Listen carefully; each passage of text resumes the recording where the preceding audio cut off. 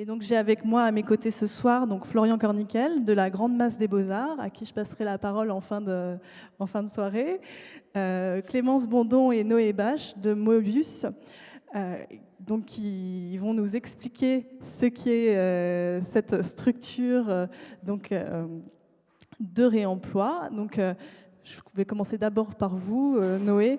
Donc vous êtes ingénieur et fondateur de cette fondateur associé de Mobius. Expliquez-nous ce qu'est cette structure.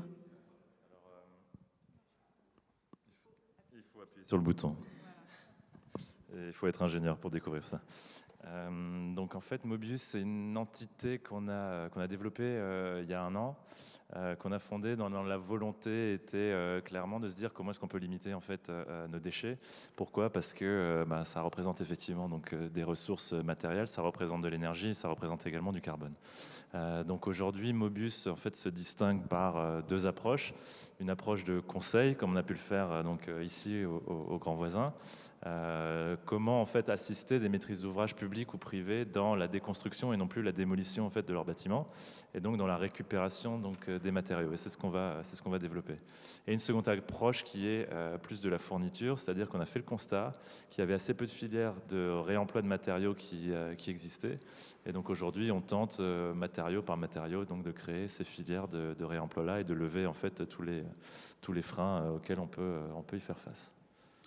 Donc on a demandé à l'agence Mobius d'avoir une intervention en 2 temps. D'abord, effectivement, sur ces fameux enjeux du réemploi. Qu'est-ce que ça implique en termes de pratique dans le bâti et pourquoi on s'attache au bâti. Yannick Beltrando, je le disais encore tout à l'heure, en parlant de l'héritage du site, l'héritage patrimonial, nous a d'abord parlé de son approche par rapport au projet. 60% du bâti ici va être conservé et transformé. Donc finalement, cette entreprise de démolition concerne peu du territoire de Saint-Vincent-de-Paul. Donc c'est vraiment un changement de pratique. Donc une introduction en 2 temps, d'abord sur les grands enjeux et ensuite sur la mission, plus particulièrement avec vous Clémence Bondon, sur la mission que vous avez menée ici.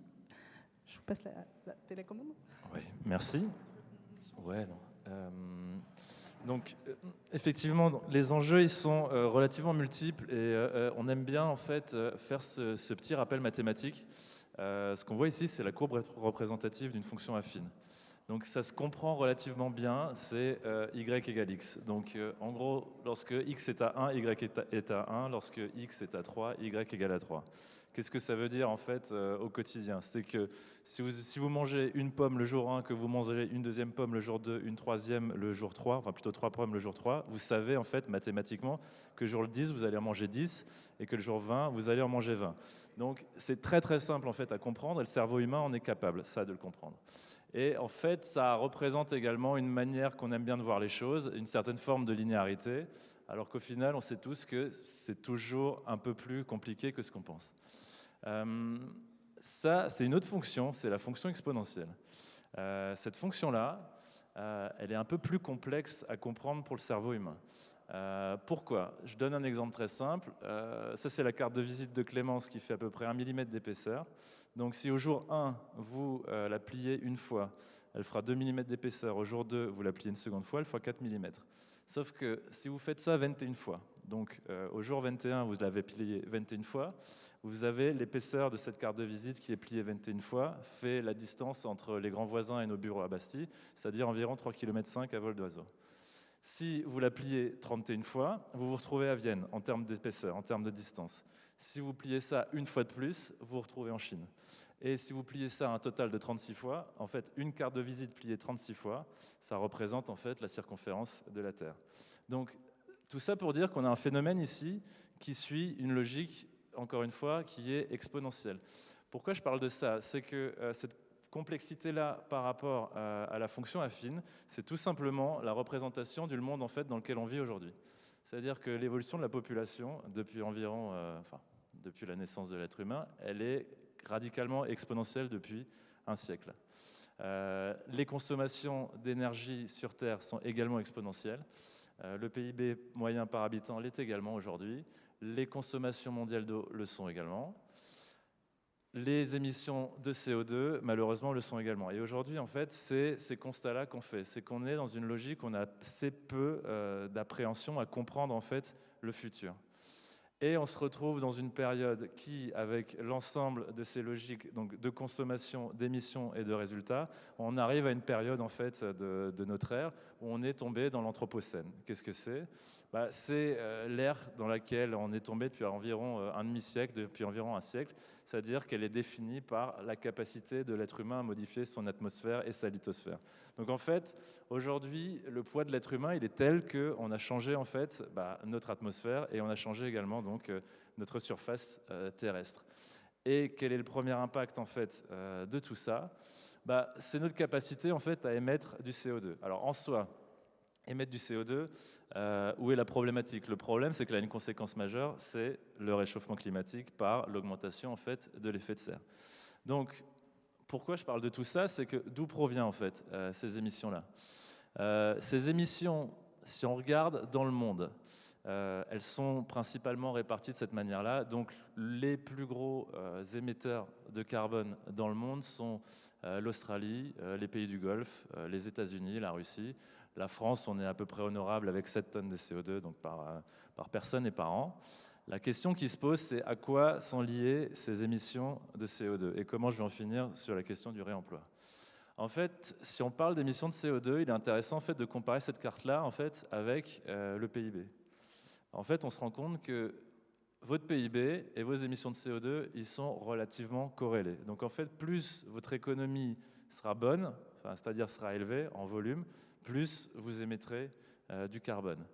Et en fait, ce qu'on peut constater, c'est que, on le voit ici, c'est que les émissions de carbone sont directement liées à votre capacité économique. Là, ce que vous avez ici, c'est le PIB de la Chine, donc c'est la courbe orange. Et l'histogramme que vous avez en bleu, c'est la consommation énergétique annuelle. Donc en fait, ce qu'on voit, c'est que l'accroissement en fait, du produit intérieur brut de n'importe quel pays aujourd'hui sur Terre est totalement lié à sa capacité en fait, à consommer de l'énergie, ou plutôt à en extraire. Donc si vous voulez que votre économie soit florissante, il faut que vous consommez de l'énergie. Il y a une relation directe à ça. Alors, pourquoi on dit ça ? Parce qu'en fait, le problème du carbone, c'est qu'à 70% en France, pour l'expliciter, c'est de l'énergie. Et cette énergie-là, elle est consommée de quelle manière ? Donc, sur ces 70%, il y a une bonne moitié qui est consommée par donc des industries dans lesquelles nous travaillons, c'est-à-dire la construction. Donc, la consommation énergétique des bâtiments, c'est ce que vous voyez tout en bas, qui représente en gros une bonne vingtaine de points de l'énergie, du carbone qui est émis à travers vos consommations de chauffage, de ventilation, de climatisation, d'éclairage artificiel et ainsi de suite. L'industrie manufacturière, donc là, est à 13%, c'est-à-dire que toute l'énergie que vous allez utiliser pour extraire des ressources, pour les transformer, vont avoir 13% d'impact sur votre consommation de carbone annuelle.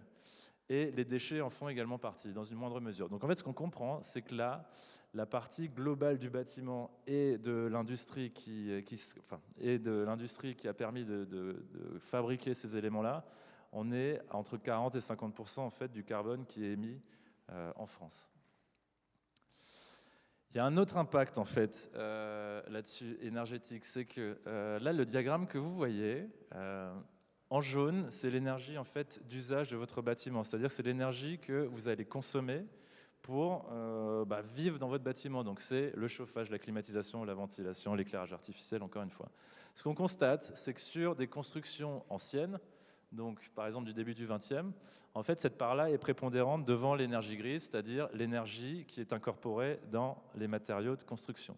Pourquoi ? Parce qu'à cette époque-là, on construisait globalement avec des matériaux locaux et naturels, donc de la pierre, du bois, donc qui étaient très très faiblement carbonés. Pourquoi ? Parce que c'était des matériaux locaux, il y avait très peu de transformation. Par contre, ces bâtiments-là n'étaient pas ou peu isolés, donc ils ont une consommation énergétique importante. Aujourd'hui, en fait, ce ratio-là, il a tendance en fait à se rapprocher de la parité. Donc c'est ce que vous voyez au bout. C'est que à travers réglementation thermique et dans compréhension des enjeux énergétiques, les bâtiments sont de mieux en mieux conçus, de mieux en mieux isolés, et donc on va consommer de moins en moins d'énergie durant donc l'utilisation de ce bâtiment. Par contre, la part dans les matériaux reste encore une fois prépondérante. Donc aujourd'hui, on arrive à du 50% donc sur l'énergie qui est contenue dans les matériaux du bâtiment et l'énergie qui sera consommée durant sa durée de vie. Donc là, on se rend compte que parler de matériaux, c'est créer du déchet, ça veut dire également donc évacuer du CO2, enfin plutôt consommer du CO2, et c'est surtout en fait consommer de l'énergie. Si on parle en fait de déchets, l'ordre de grandeur en fait des déchets en France, on est à peu près à une production de 850 millions de tonnes en fait de déchets annuels. Et là-dessus, le bâtiment en représente 40%. Donc encore une fois, au-delà du carbone et de l'énergie, ne pas faire de recyclage ou ne pas faire de réemploi, ça veut dire c'est produire encore une fois donc des matériaux neufs, et donc c'est créer du déchet également. Et donc c'est la part donc prépondérante des déchets en France. Enfin, il y a un autre petit souci, c'est au-delà, on parle principalement en fait des pénuries d'énergie fossile, mais il y a aussi une grosse problématique en fait sur l'épuisement des minerais. Les minerais, c'est de la matière première qu'on va transformer, c'est ce que vous avez dans votre iPhone, mais c'est ce que vous avez également dans vos bâtiments. Donc en fait, là, les dates que vous voyez, c'est les années estimées d'épuisement de ces minerais-là. Donc il y a un exemple qui est assez intéressant, c'est le diamant. Donc 2017 est censé ne plus y avoir de diamants sur Terre. En fait, c'est faux. C'est simplement que depuis l'an dernier, en fait, ça coûte moins cher de produire des diamants de manière synthétique plutôt que d'aller les extraire en fait dans le sol. Donc c'est aujourd'hui ce qu'on constate. Et ça va être le cas en fait dans les décennies à venir pour beaucoup d'autres types de matériaux. Donc là, il y a un enjeu également. Ne pas créer de déchets, c'est également plutôt prolonger la durée de vie des matériaux en faisant du réemploi, c'est aussi limiter l'extraction de ces types de matériaux-là en faisant des éléments neufs. Il faut savoir qu'en fait, aujourd'hui, on parle de réemploi, mais c'est une chose qui est relativement récente. Pourquoi ? Si le Forum de Rome ressemble à ça, c'est pas tant que le temps, les averses, les intempéries, les orages l'ont détruit, c'est que les Romains s'en ont servi pour construire en fait d'autres bâtiments. C'est également le cas pour les pyramides de Gizeh, c'est le cas pour le Parthénon à Athènes. Donc le réemploi est quelque chose en fait de relativement ancestral et qui a disparu avec la révolution industrielle, avec la fabrication aisée en fait de matériaux industriels. Et donc c'est des choses qu'aujourd'hui on essaye de redécouvrir. Donc au fil du temps, effectivement des constructions ont également pu se faire de ce type-là, donc des maisons à colombage qui ici étaient donc montables et démontables. Les éléments de charpente ici sont numérotés et pouvaient être facilement, elles étaient remplies donc avec du torchis. Et cet élément-là pouvait être donc démonté puisque vous enleviez en fait le remplissage pour démonter cette maison pour pouvoir la remonter ailleurs. Donc c'est des procédés constructifs également qu'on a un peu oubliés et qui seraient en fait pertinents donc de remettre en œuvre. Pourquoi ? Parce qu'aujourd'hui, déconstruire, c'est démolir.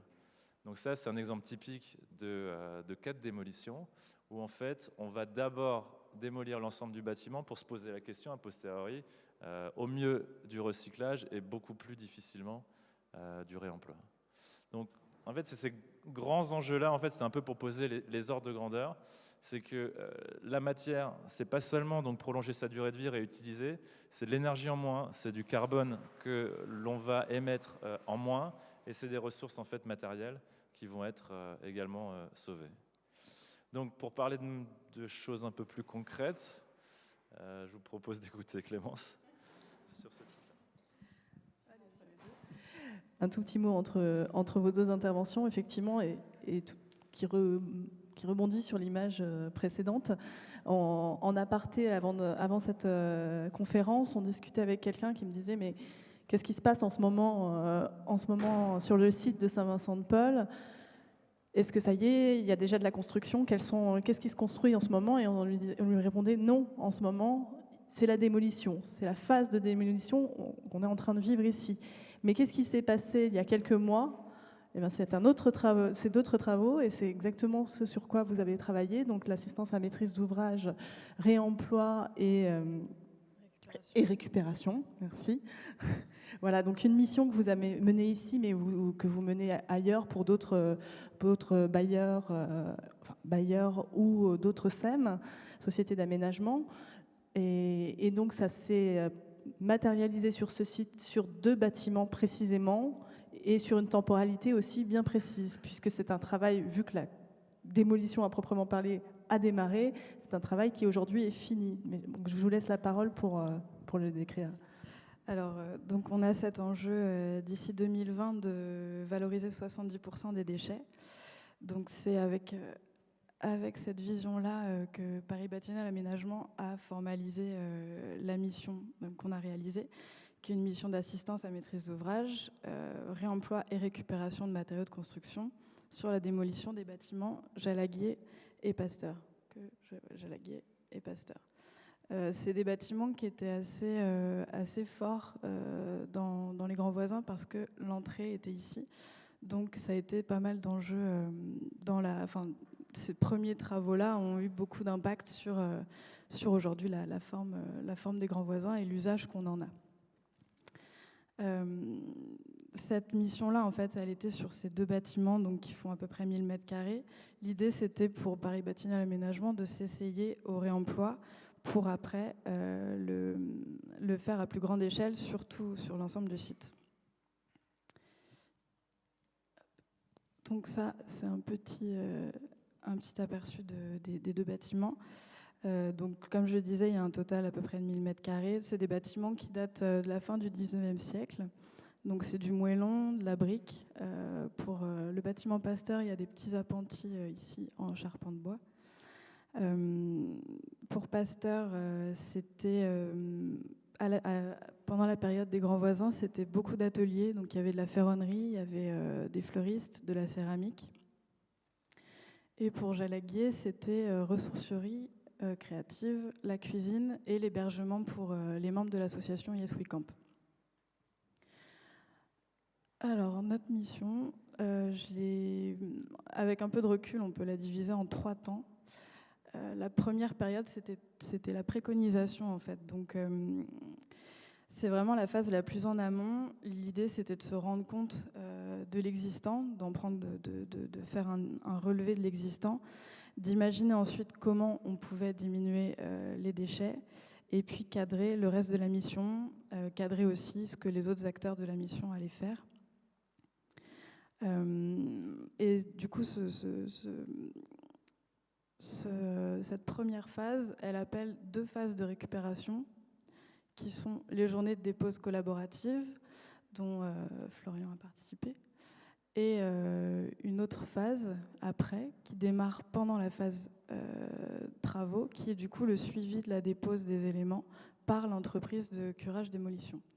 Donc ces 3 phases-là, je vais vous les expliquer. Elles ont été en gros réalisées donc, entre janvier par la réponse à l'appel d'offres, et puis ça s'est terminé mi-juillet de cette année. Alors, cette mission, elle a commencé d'abord par un inventaire ressources, donc qui a été effectué pendant 2 jours sur les bâtiments. Les conditions du relevé étaient un peu spéciales parce que les associations étaient encore présentes sur le site. Donc, on avait accès à un bâtiment qui était habité, qui était vivant et qui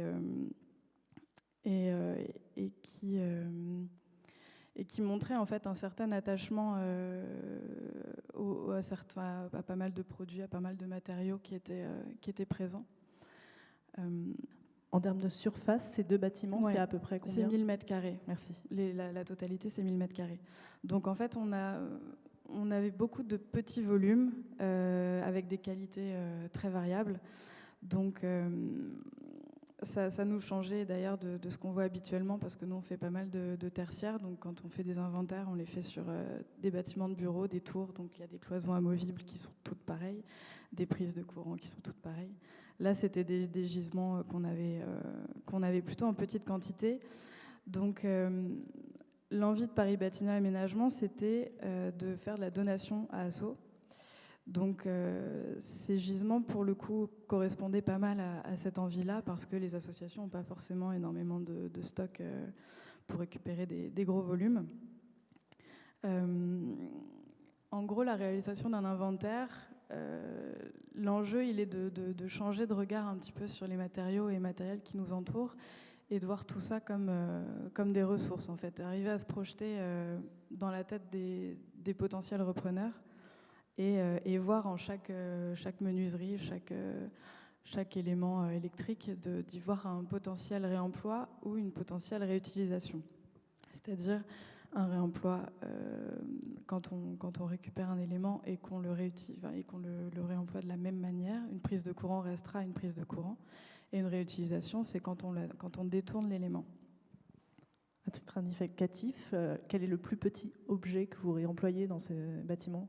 C'est la prise de courant, par exemple? Prise de courant. Prise de courant, ouais. Et les plus gros objets dans ces bâtiments, c'est quoi? Un bel escalier en métallique. L'escalier métallique. D'accord. Donc très variable. Donc en termes d'inventaire, c'est vraiment 2 jours de travail de fourmi. C'est ça. En fait, on repère en plan, on référence les éléments, on les repère en plan, et on réfléchit en même temps à la dépose de ces éléments-là. Est-ce que ça va être facilement déposable? Et voilà, juste pour finir sur les éléments remarquables qu'on avait. Donc il y avait ce magnifique escalier métallique. On avait une charpente bois aussi sur le bâtiment Pasteur. Et puis quelques éléments de choix, un petit peu de menuiserie intérieure qui étaient assez remarquables en termes de déco. Donc ensuite, ça a été la production d'un livrable, donc à la fois pour Paris Bâtiment et Aménagement, mais aussi pour le diffuser aux potentiels repreneurs. Donc on a inventorié 1500 éléments en 10 lots. Donc on a vraiment toute l'électricité, de l'aménagement, de la signalétique, sécurité incendie, des éléments de sanitaire.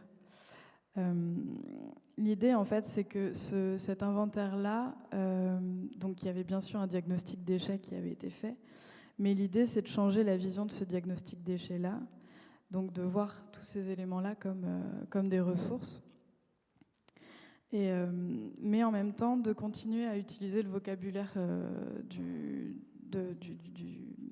diagnostic déchets, c'est-à-dire qu'on considère aussi ces éléments-là comme des matériaux bien précis, et on donne à chaque fois un tonnage parce que dans la valorisation de ce qu'on a fait, on continue à parler de construction, de déconstruction. Donc on s'attache encore à utiliser le vocabulaire et le système qui est en place. Les informations qu'on a mis en plus, donc bien sûr, quand on fait un inventaire comme ça, on le fait toujours au regard d'un diagnostic amiante et plomb qui a été réalisé au préalable. Et on ajoute toujours ces infos de complexité de dépose et d'état qui vont orienter, en fait, dans le cadre d'un schéma directeur, qui vont orienter les matériaux vers du réemploi in situ. Là, pour le coup, c'était pas vraiment la question parce que Paris Bâtiment et Aménagement voulait partir sur de la donation. Donc là, on est plutôt sur du réemploi ex situ, c'est-à-dire que les matériaux sont voués à partir des grands voisins, à sortir du propriétaire de la maîtrise d'ouvrage et d'aller ailleurs. Et bien sûr aussi, la qualité des éléments permet d'orienter soit vers du réemploi ou de la réutilisation, comme je disais tout à l'heure. L'inventaire, c'est vraiment pour nous la base de notre travail.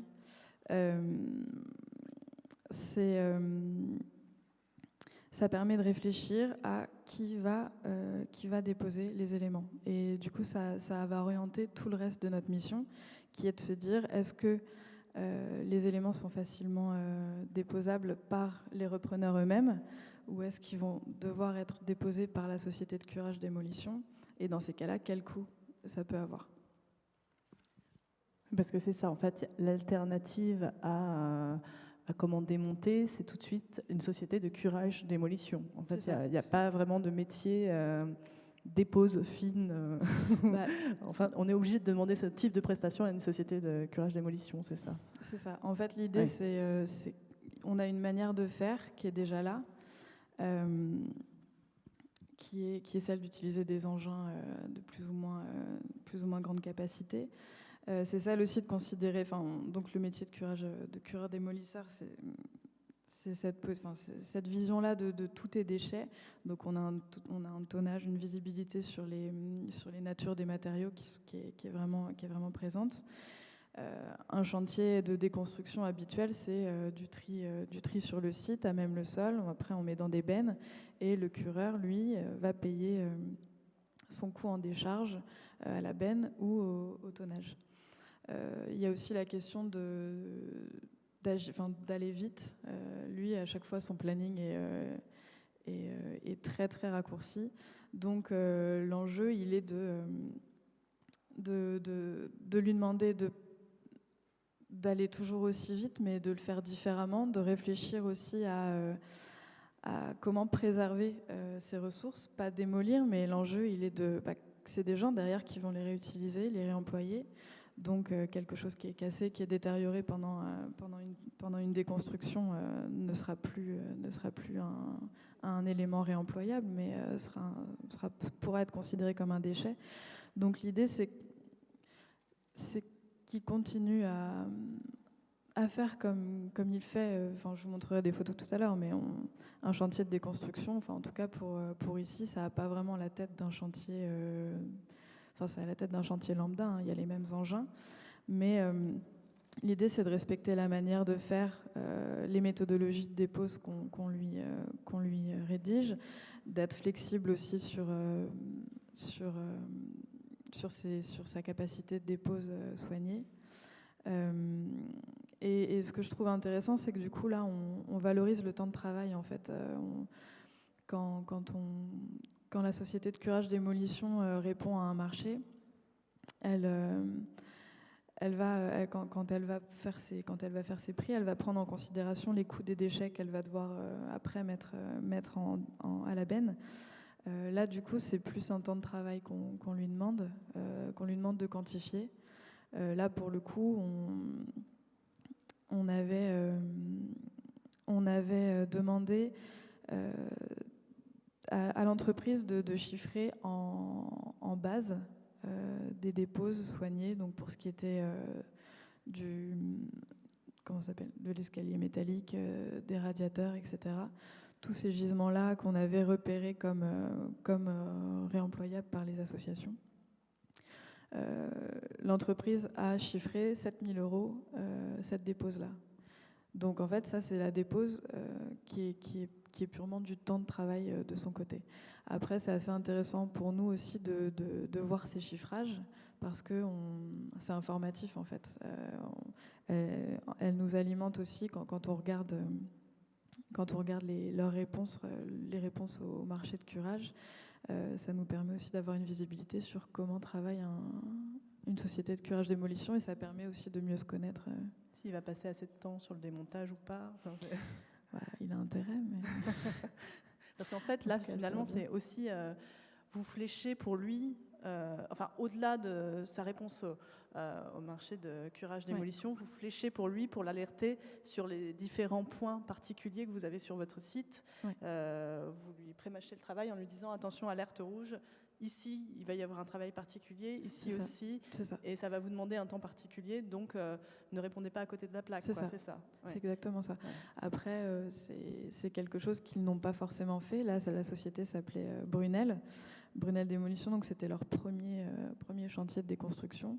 Donc c'est vrai qu'on a un potentiel chiffrage qui est plus issu de la méconnaissance en fait du travail qu'il y aura à faire, même si nous donc ce qu'on a produit pour le marché, c'était on lui a fourni un quantitatif, un relevé de ce qu'il devait déposer soigneusement, des tonnages aussi, etc. avec un premier volet de méthodologie de dépose. Donc nous on lui propose ça et après lui c'est à lui de chiffrer et c'est à partir de là qu'on choisit l'entreprise.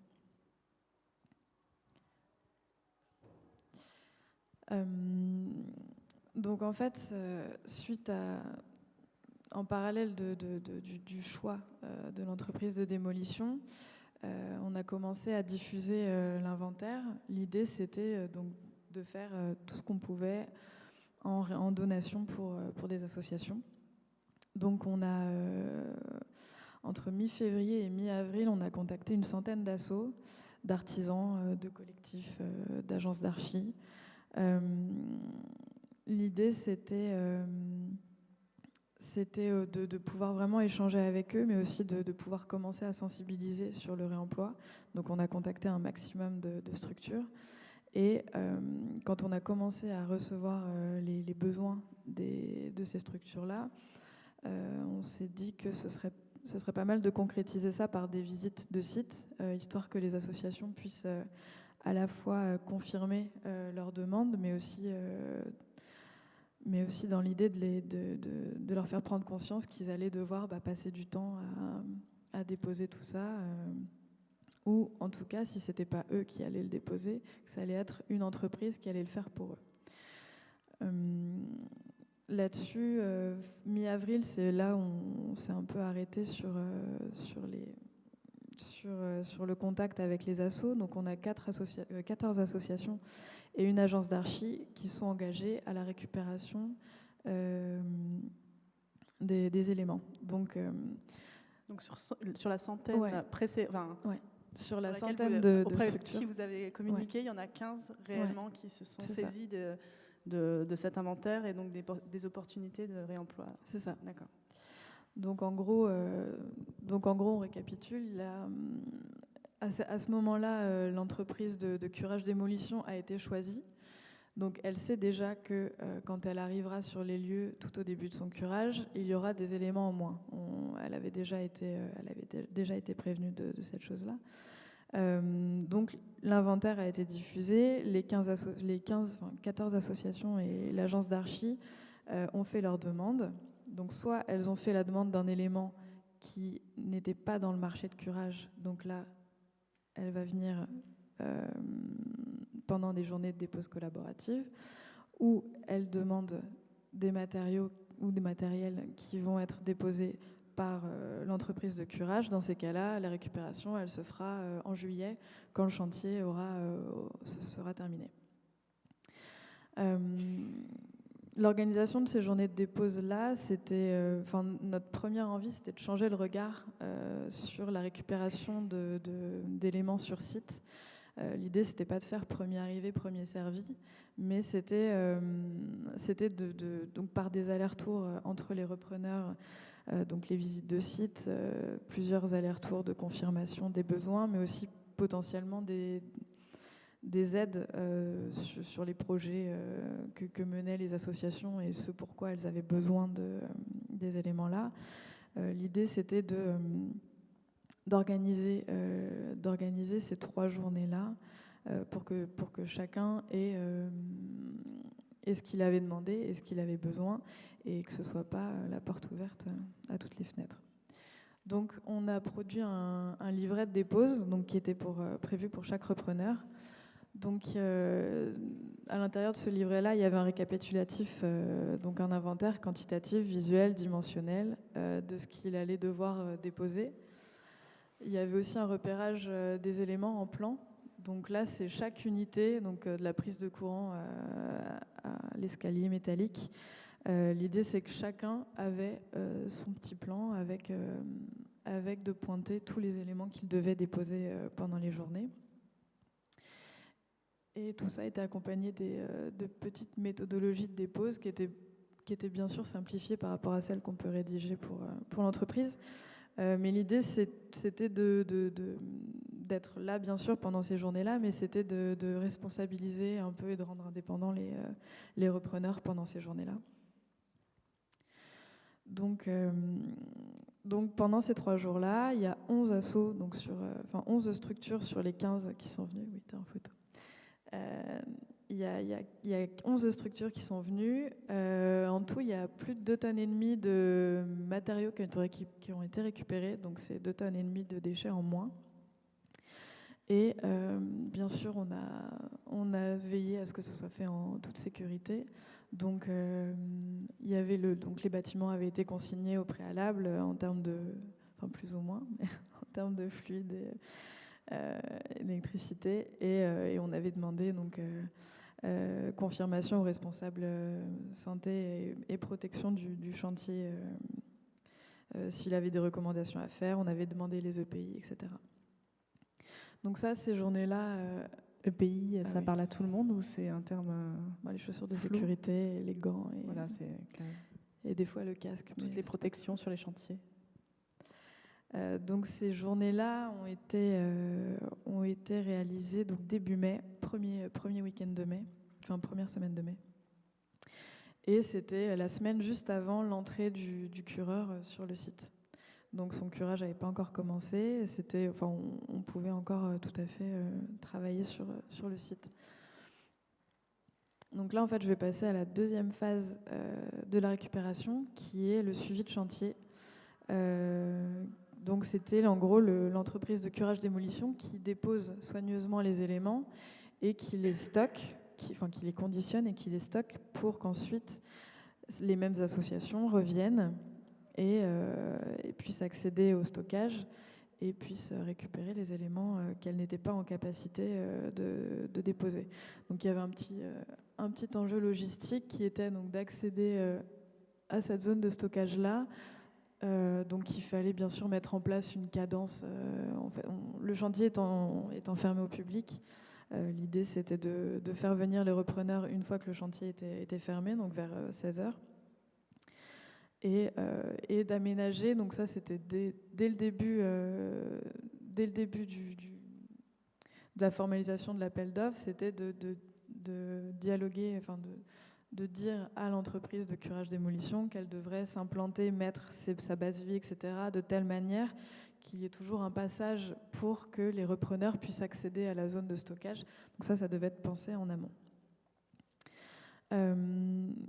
Nous, ce qu'on a fait pour guider l'entreprise, ça a été déjà de référencer sur site tous les éléments qu'elle allait déposer. Donc là, c'était un repérage à la bombe ou à la bombe de peinture, ou au scotch avec la référence qu'on avait déjà mis en place pour l'inventaire. Elle avait aussi son plan avec tous les éléments de pointés et puis les méthodologies de dépose qu'on avait rédigées exprès pour elle. Que vous aviez c'est les mêmes que vous avez rédigés pour les associations ou c'était Non, du coup c'était pas les mêmes éléments, mais c'était aussi, on utilise assez aussi le vocabulaire, le vocabulaire de la démolition, des constructions. Donc c'était pas la même manière de s'exprimer. Là, en fait, donc l'enjeu, c'était de réfléchir à comment conditionner et comment... Oula, ça sort très mal.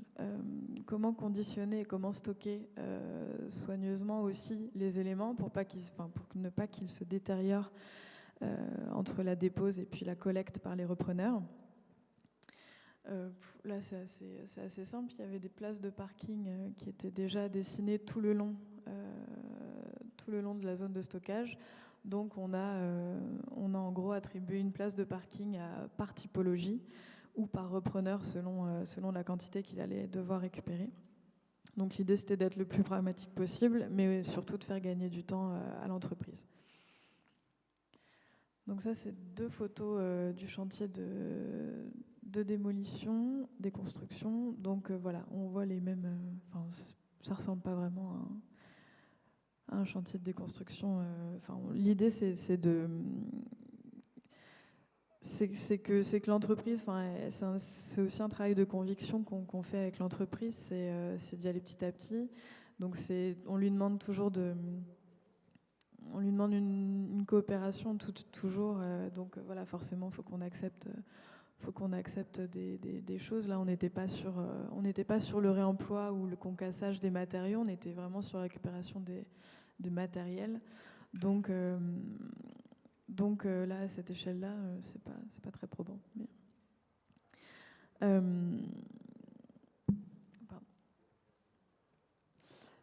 Là, du coup, l'idée, c'était quand ça a été déposé en stock, quand ça a été conditionné par l'entreprise, ensuite on a fait pas mal de mise à jour du stock et puis on a contacté les repreneurs à chaque fois pour qu'ils viennent récupérer les éléments. Donc j'insiste un peu sur le côté coopératif en fait qu'on doit avoir entre la société de curage et donc la MO, le potentiel AMO. L'idée c'est qu'en fait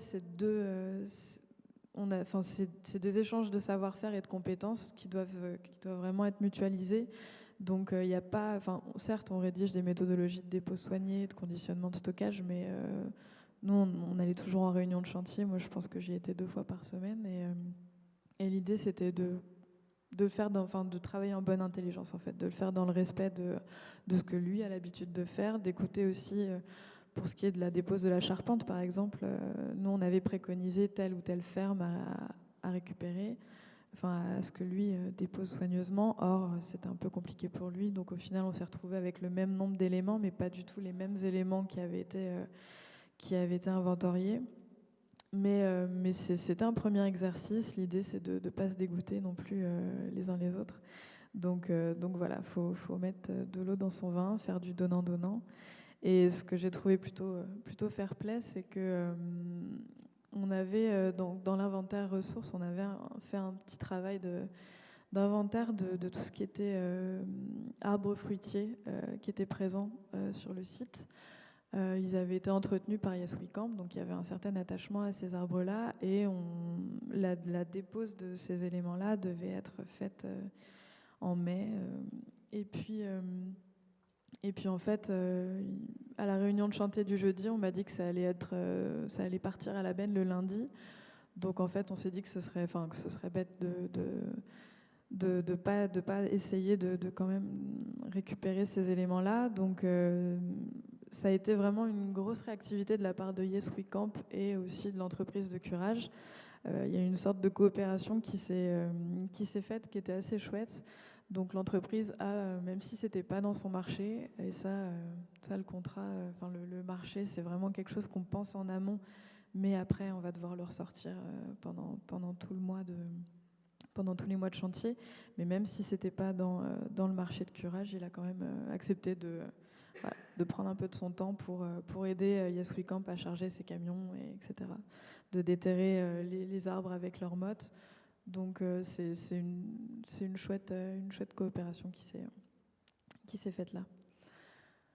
Là, on va passer un petit peu à la phase bilan de cette mission-là. Pour ce qui est du bilan économique, là, en fait, on a 2 choses. On a à la fois l'économie potentielle qu'ont réalisé les associations sur les éléments. Donc là, en fait, on a juste pris le coût d'un produit neuf et puis qu'on a multiplié par les quantités récupérées. Là, c'est vrai qu'on est sur une mission de donation. Donc, Paris Batignolles Aménagement a bien sûr eu des coûts, celui de la dépose soignée. Là, on a vraiment...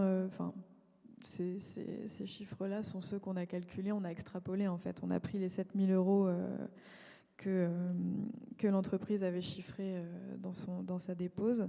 Et puis, on a fait un ratio entre un coût par heure par homme. Donc, là, on arrive à une mission où Paris Batignolles Aménagement a fait c'est essayé au réemploi, a du coup payé donc notre mission, a payé aussi la dépose soignée par l'entreprise. Mais on arrive quand même à une valorisation économique. Je pense que tu en parleras peut-être, mais en tout cas pour les associations, c'était plutôt intéressant. Je vais juste faire une parenthèse sur le cas du réemploi in situ, c'est-à-dire quand la maîtrise d'ouvrage souhaite faire déposer soigneusement des éléments pour les réintégrer après dans son projet. Si elle fait intervenir une assistance à la maîtrise d'ouvrage en amont du curage, on peut penser à un équilibre potentiel entre le coût du déchet, qui ne sera pas chiffré vu que ça ne sera pas un déchet, et le coût de la main-d'œuvre qui sera proposé entre guillemets par l'entreprise. Donc le cas de figure du réemploi in situ où la maîtrise d'ouvrage, tout reste en interne de la maîtrise d'ouvrage, peut être un cas de figure assez intéressant pour plus équilibré du coup. Plus équilibré. Pour ce qui est du bilan environnemental, l'idée c'est que, comme le disait Noé tout à l'heure, faire du réemploi, ça permet de ne pas produire fabriquer du neuf. Donc on a calculé des équivalences en kilowattheure, énergie primaire. Donc en fait, on s'est servi de la base Ignies. Ça te fait rire quand je parle d'ingénierie? Oui. On s'est servi de la base Ignies, donc ça répertorie toutes les données environnementales et sanitaires des produits du bâtiment. Donc en fait, là on a calculé, on a fait en fait à partir de cette base-là, on a eu tous les impacts énergétiques des bâtiments, des matériaux qu'on avait, qui avaient été réemployés, et on les a relativisés par rapport à la consommation d'un an d'un bâtiment. Donc là, par exemple, pour un bâtiment de 1000 mètres carrés, donc qui est à peu près l'équivalent de Jalaguier-Pasteur, en équivalence, on a réussi à faire à compenser un an de consommation énergétique. L'équivalence aussi en CO2, ça on l'a calculé en regardant ce qu'une citadine consommait. Elle consomme environ 4,6 litres pour 100 km et elle rejette 0,126 grammes de CO2 par kilomètre. On l'a illustré par des tours du monde parce qu'en fait, ça aussi c'est un calcul qui était assez intéressant. C'est plutôt toi qui l'as fait. Dans un gobelet en plastique, il y a 3,2 grammes de pétrole. Et du coup, oui, tu veux...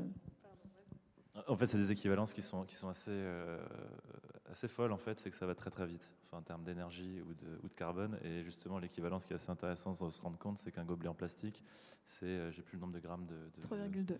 Ouais, donc en gros, c'est 3 grammes de pétrole en fait, que vous avez dans un gobelet en plastique. Donc si vous aviez pris ces 3 grammes de pétrole-là, que vous en avez fait de l'essence et que vous l'aviez mis dans une voiture, en fait, vous aurez fait 20 mètres en voiture. Donc un gobelet en plastique, c'est 20 mètres de citadine en fait. Donc ça va extrêmement vite. Donc si vous en prenez plusieurs, quand vous allez à la fin de la journée regarder combien de gobelets ont été utilisés dans la journée, c'est plusieurs kilomètres en fait de potentiel qui ont été consommés en voiture. Et c'est vrai que dans les gisements qu'on avait, qui ont été réemployés, il y a pas mal de produits plastiques, tout ce qui était éléments électriques, donc les prises de courant, choses comme ça. Et c'est vrai qu'en fait, les 7 tours du monde, on a eu plusieurs échanges avec PBA quand on a livré donc, le bilan environnemental, parce qu'il y avait un peu une incompréhension en fait, de leur part, en se disant mais c'est énorme. En fait,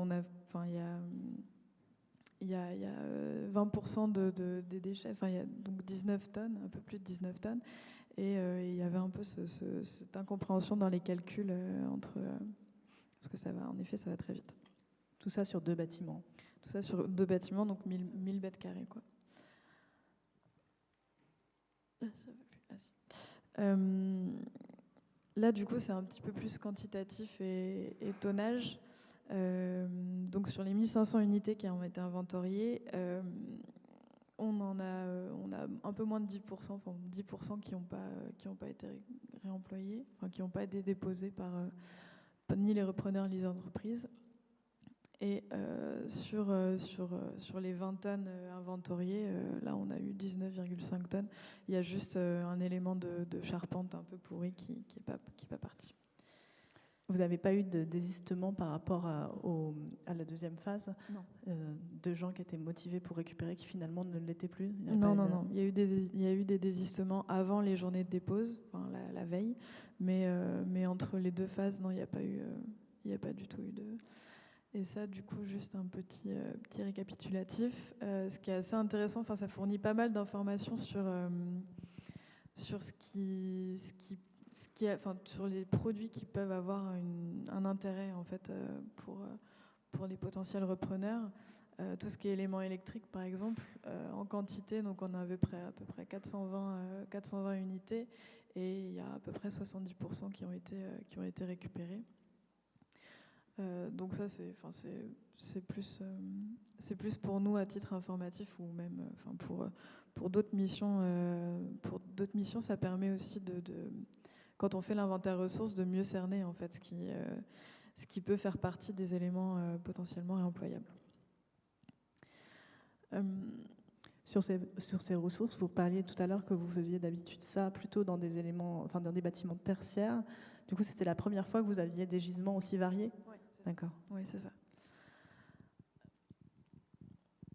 Donc là, du coup, c'était pour en finir sur les bâtiments Jalegui et Pasteur. Juste une petite ouverture sur le et après des grands voisins, parce qu'en fait, bien sûr, la mission, elle s'est bien passée. Il y a toujours cette envie pour PBA de faire perdurer le réemploi. Donc là, comme je disais, c'était une mission sur de la déconstruction. La question, ça va être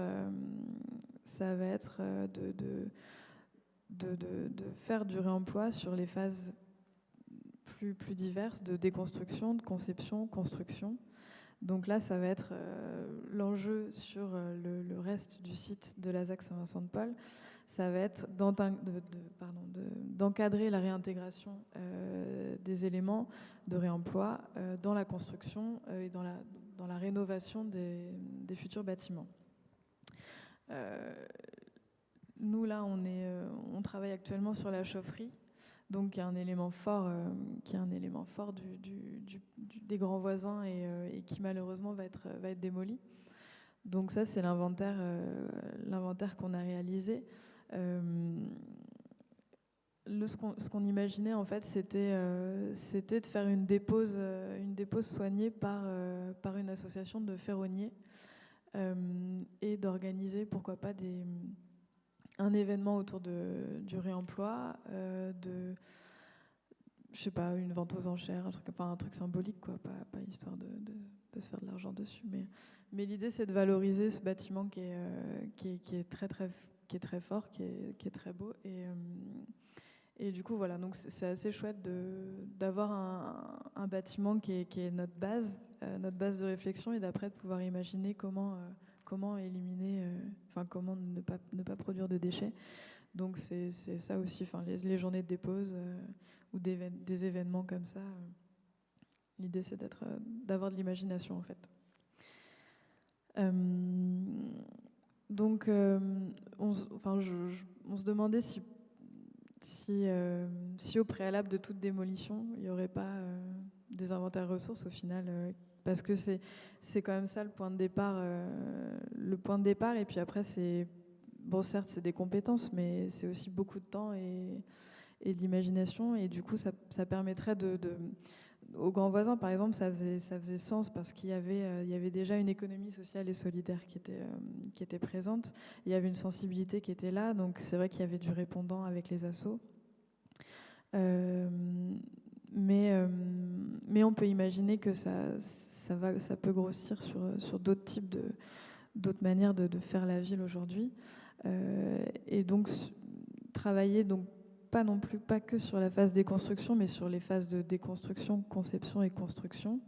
Ces trois phases-là, ça met en avant des enjeux que là, on n'a pas forcément eu, des enjeux juridiques, assurantiels.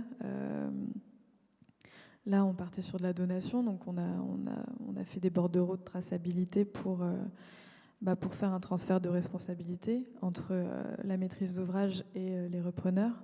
Mais pour de la réintégration dans des bâtiments tertiaires, les freins sont un peu plus nombreux, mais c'est ce qu'on lève aujourd'hui avec notre autre activité qui est la fourniture. Et là, du coup, Noé, si tu peux en parler. Oui, donc ce que je disais, c'est que cette activité-là, donc on a fait là sur les grands voisins, c'est ce qu'on peut appeler une activité en fait de détail. Il y a une forme d'artisanat. Et aujourd'hui, l'idée, c'est qu'en parallèle, c'est essayer de massifier également ces éléments-là. Donc là, on rentre progressivement dans de l'industrie. Ça, ce que vous voyez là, c'est des dalles de faux planchers techniques en fait qui sont stockées. C'est des éléments qui se trouvent en fait sous la moquette de vos bureaux. C'est des dalles de 60 cm par 60 cm qui sont en bois sur 30 mm et qui sont tôlées en fait en aluminium.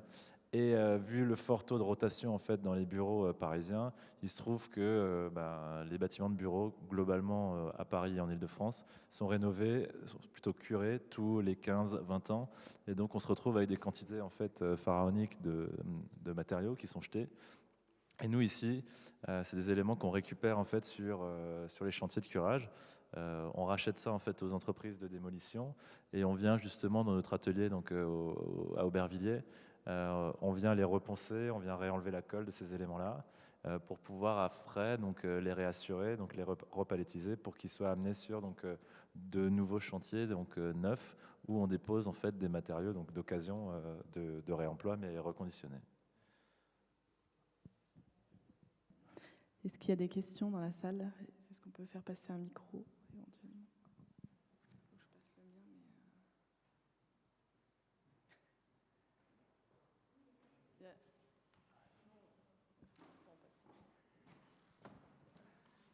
Qui veut un micro?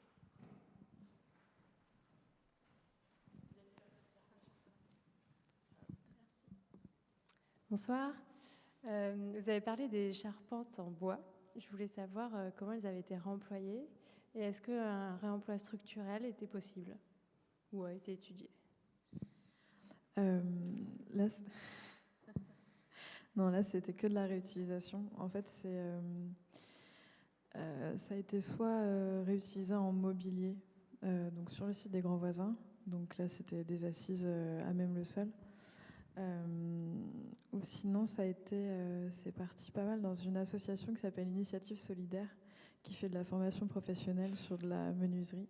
Et du coup, l'idée, c'était que voilà, ils récupèrent des grosses sections, mais pour après les débiter et puis faire travailler les personnes à des plus petites échelles. Donc là, ça n'a pas été envisagé, et du coup, on n'a pas fait appel à un BE ou chose comme ça pour chercher à réintégrer ça en structure.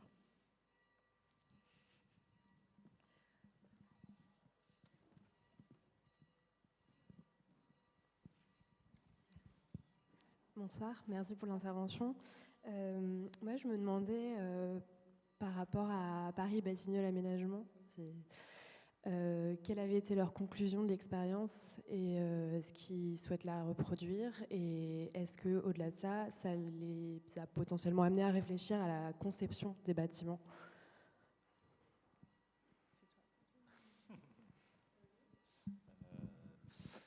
Tu compléteras si je dis des conneries. Non, effectivement, ça fait des petits dans le sens où cette opération-là, elle a vocation d'être répliquée en fait sur l'ensemble des autres bâtiments du site qui vont avoir une seconde vie. Enfin, plutôt, il y a une grande partie qui va être démolie pour avoir des opérations neuves, donc de logement, de bureaux, de commerce. Donc ça, c'était une de leurs conclusions, c'est qu'en gros, ça continue. Dans le sens de la prescription également, parce que dans le cahier des charges des appels d'offres, donc des appels à promoteurs qui ont été effectués, il y a clairement une volonté d'insertion de matériaux de réemploi dans les bâtiments neufs qui seront construits ici d'ici X années.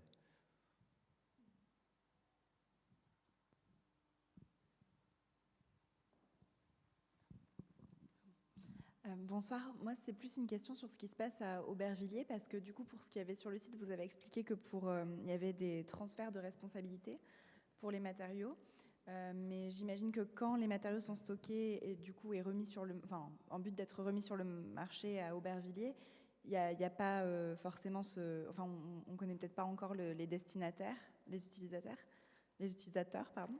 Et je voulais savoir du coup quelle est la procédure pour remettre ces éléments-là sur le marché. Il y a un petit passage normatif et assurantiel en fait qui se passe à ce moment-là. C'est que donc la première des choses, c'est qu'on vient récupérer en fait du matériel qui potentiellement serait devenu du déchet. Donc en gros là, c'est un bordereau en fait d'acquisition. On dit qu'il y a un transfert en fait de propriété entre l'entreprise de curage et nous. Donc on passe pas justement par le statut du déchet. Donc c'est de la matière c'est du transfert en fait de propriété de matière qui est effectué. La deuxième chose, c'est que donc lorsqu'on insère un matériau ou un produit sur un chantier neuf, en général, il y a un bureau de contrôle qui est là pour vérifier en fait la qualité technique de ce qu'on envisage de faire. Donc là, sur les opérations sur lesquelles on est, le bureau de contrôle nous dit prouvez-moi que vos matériaux répondent à la norme équivalente à du neuf. Donc là, très rapidement, pour les dalles de faux plancher, il y a 5 éléments. Il y a la rupture, il y a la charge, il y a le feu, il y a l'électromagnétique et il y a l'acoustique. L'acoustique sera testée en fait sur site une fois que la moquette sera posée, les cloisons également. Donc c'est des caractéristiques en fait isolantes de niveau à niveau ou de bureau à bureau. L'électromagnétique, il n'y a pas de sujet parce qu'il y a des éléments en fait donc en métal, donc il n'y a pas d'électromagnétisme, enfin, de charge électromagnétique possible. En termes de caractéristiques donc au feu, l'avantage c'est qu'on est tombé sur un texte de loi qui dit que 30 mm en fait de bois aggloméré, parce que c'est le cas, c'est classé donc M3. Donc c'est un classement au feu qu'on nous demande en fait régulièrement. Si on veut aller plus loin, il faut l'envoyer en labo. Et donc les tests de rupture et de charge, là c'est pareil, on envoie un échantillonnage en fait en labo où on pète en fait des dalles et ça nous donne en fait les caractéristiques en termes de charge et de rupture de cette dalle-là. Et justement en fait l'échantillonnage, c'est notre assureur qui va nous le donner. C'est lui qui va nous dire sur chaque gisement vous allez tester 15, 20 ou 25 dalles et nous prouver qu'elles correspondent justement donc, à la norme. Et c'est ce qui nous permet justement derrière d'avoir donc une assurance, une responsabilité civile produit qui est une décennale sur le produit. Donc en fait nous on assure le produit, c'est-à-dire que si demain la dalle pète pour une raison ou pour un autre, c'est nous qui sommes responsables, donc c'est à nous d'avoir cette assurance-là.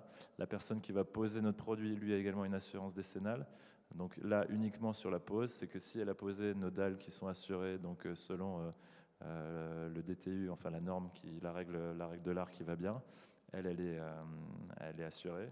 Et ce qui permet justement après donc, au propriétaire du bâtiment d'avoir son assurance, donc sa dommage ouvrage in fine. Donc c'est la chaîne en fait normative et assurantielle qui est mise en œuvre et qui est reproductible en fait sur tout type de produit.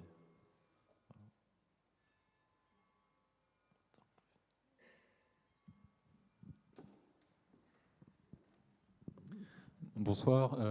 Deux questions, une économique et une patrimoniale. La question économique, c'est le temps passé en études et en suivi de ce genre d'opération. C'est-à-dire tout le temps que vous avez fait par exemple en AMO, le nombre de jours que ça représente par rapport au bilan économique du réemploi. Effectivement, si on veut déployer ça, on voit dans les cahiers des charges aujourd'hui de la ville de Paris des incitations vers ce genre de choses. Il y a la question du dimensionnement. Et puis une question patrimoniale, quand je vois les photos de la chaufferie, est-ce qu'il y a des études historiques qui ont été faites? Et est-ce que c'est des objets qui ont une valeur d'archéologie industrielle plutôt qu'une valeur de réemploi? Est-ce qu'il y a une compétence patrimoniale qui est embarquée pour faire ce genre de crible? Pour l'aspect économique, on avait fait le calcul. On rentre tout pile, mais il n'y a pas de marge. C'était cette mission-là, c'était notre deuxième mission d'accompagnement à maîtrise d'ouvrage. Et voilà, ça a pris le temps que ça a pris. Et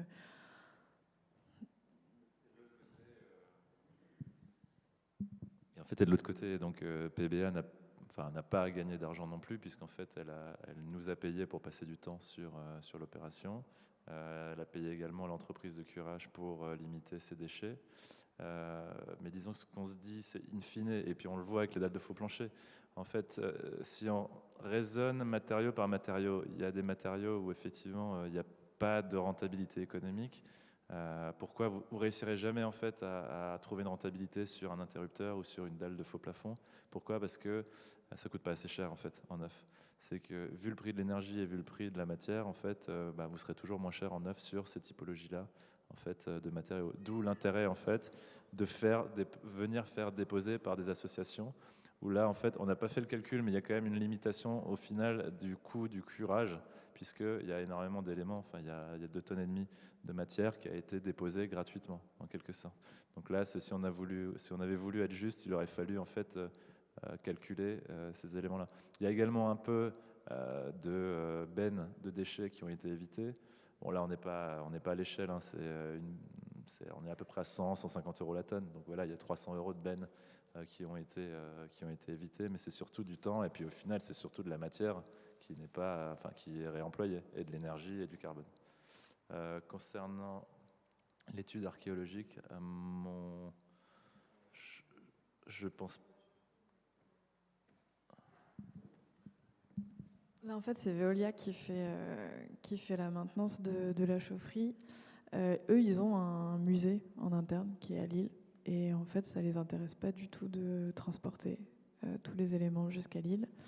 Donc, eux, ils ne sont pas du tout intéressés. Après, c'est à nous c'est à nous de valoriser ces éléments-là en les diffusant à des repreneurs privés ou publics, mais en tout cas qui seraient intéressés. Là, pour l'instant, l'inventaire est encore en train d'être fait, mais oui, on a envie de mettre ça en avant, que ce soit le côté patrimonial local des grands voisins ou que ce soit celui de la collection de chaufferie ancienne. Merci beaucoup. On va devoir s'arrêter là parce qu'on est prié par les grands voisins qui ne délivrent pas très tard. Néanmoins, le bar reste ouvert normalement pendant ces petites conférences. Donc s'il y a on a encore jusqu'à 9h, 9h10. S'il y a quelques questions, vous pouvez aussi les prendre autour d'un verre. Je vous invite à aller boire un verre. Et surtout, je vous invite pour la prochaine conférence qui se tiendra le 7 février prochain à la lingerie. Le 4, pardon, merci. Il y en a un qui suit. Merci. Le 4 février prochain, à propos de l'urbanisme collaboratif, donc avec Vincent Josso du Sens de la Ville et Adeline Chambe, directrice de l'aménagement de Paris Bâti Aménagement. Et encore, je remercie l'ensemble des intervenants de ce soir et puis les grands voisins de nous avoir accueillis dans cet espace assez prestigieux, je dois dire, de leur terrain de jeu. Merci beaucoup, bonne soirée.